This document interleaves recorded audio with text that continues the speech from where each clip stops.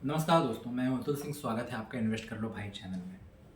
दोस्तों, अगर किसी सेक्टर में भारत के मिडिल क्लास ड्रीम को हकीकत में बदलने की सबसे बड़ी भूमिका निभाई है तो वो है हाउसिंग फाइनेंस। घर खरीदना हर भारतीय का सपना है और इस सपने को सरकार करने में डिकेड से एक नाम सबसे आगे रहा है LIC हाउसिंग फाइनेंस लिमिटेड।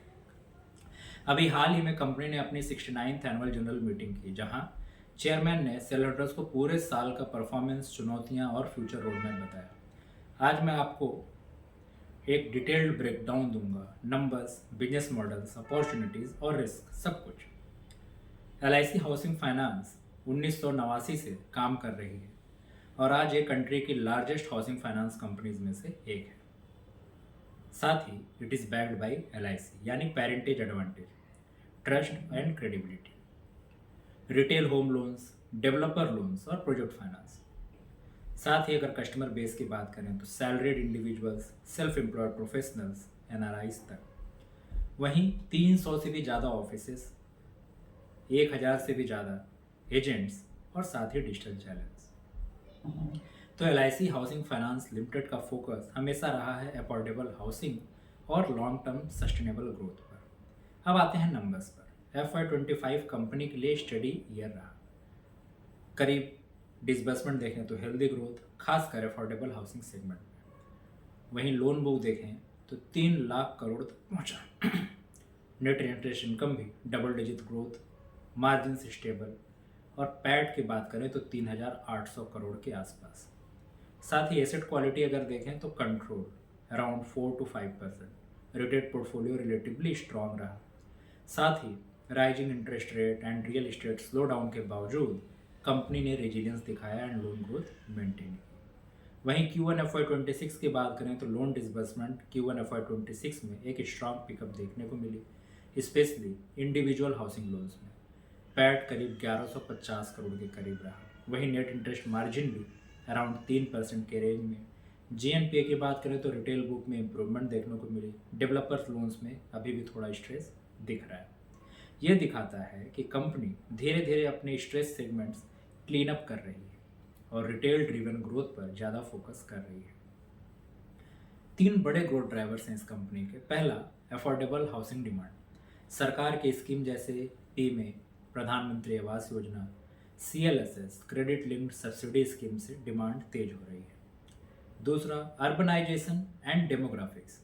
2030 तक इंडिया की अर्बन पॉपुलेशन 600 मिलियन क्रॉस कर जाएगी, जिससे हाउसिंग लोन की डिमांड मैसिव होगी।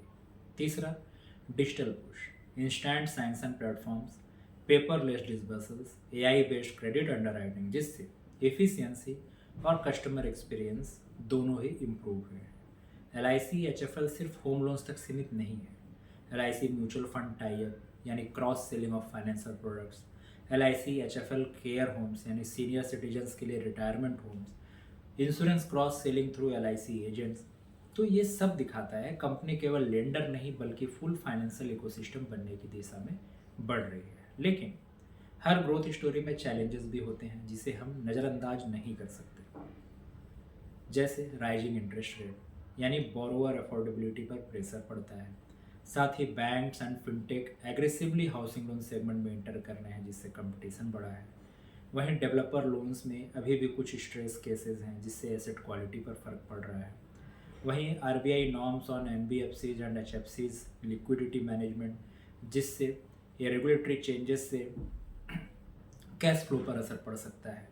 साथ ही कंपनी का फोकस रहेगा strong risk management and diversified funding sources पर। LIC HFL ने अपने CSR इनिशिएटिव्स में एजुकेशन, हेल्थ केयर और वुमेन एम्पावरमेंट प्रोजेक्ट्स पर काम किया है। तो हाउसिंग फाइनेंस सिर्फ बिजनेस नहीं बल्कि सोशल मिशन है। एक फैमिली को घर देना यानी स्टेबिलिटी और डिग्निटी देना। अगर फ्यूचर रोड मैप की बात करें, जो इनके मैनेजमेंट डिस्कशन से सामने आया है, तो लोन बुक को FY30 तक 6 लाख करोड़ तक ले जाना, अफोर्डेबल हाउसिंग में मार्केट लीडरशिप एंड पेनिट्रेशन को और भी गहरा करना, प्लस AI और analytics driven credit underwriting and digital disbursal को 80% तक ले जाना। वहीं पर एसेट क्वालिटी को और भी इम्प्रूव करना, GNPA को लेस देन 3% तक ले आना। इसके साथ साथ green housing finance, energy efficient homes के लिए स्पेशल लोन प्रोडक्ट्स कंपनी लेके आ रही है। तो ये रोड मैप दिखाता है कि LIC HFL केवल ग्रोथ नहीं, क्वालिटी और सस्टेनेबिलिटी दोनों पर फोकस कर रही है। तो अगर हम पूरी स्टोरी सम अप करें तो स्ट्रेंथ है LIC brand banking, wide disbursement, retail focus, opportunities affordable housing segment में जहां डिमांड अर्बनाइजेशन और गवर्नमेंट पुश की वजह से बढ़ेगी। चैलेंजेस देखें तो कंपटीशन है, डेवलपर लोन स्ट्रेस में है, इंटरेस्ट रेट साइकिल कभी अप साइकिल रहता है, कभी डाउन साइकिल रहता है। Then company steady growth deliver कर रही है, लेकिन इन्वेस्टर को एसेट क्वालिटी और रेगुलेटरी चेंजेस पर नज़र रखनी चाहिए। और याद रहे, ये सिर्फ एजुकेशनल एनालिसिस है, कोई बाई सेल रिकमेंडेशन नहीं। तो दोस्तों, ये था मेरा detailed decode LIC housing finance का। अगर आपको ये वीडियो अच्छा लगा हो तो इसको लाइक कीजिए, सब्सक्राइब कीजिए एंड कमेंट में बताइए क्या affordable housing boom LIC HFL जैसी कंपनीज के लिए गोल्डन अपॉर्चुनिटी बनेगी या प्राइवेट बैंक्स और फिनटेक्स इससे बड़ा हिस्सा ले जाएंगे। Thank you.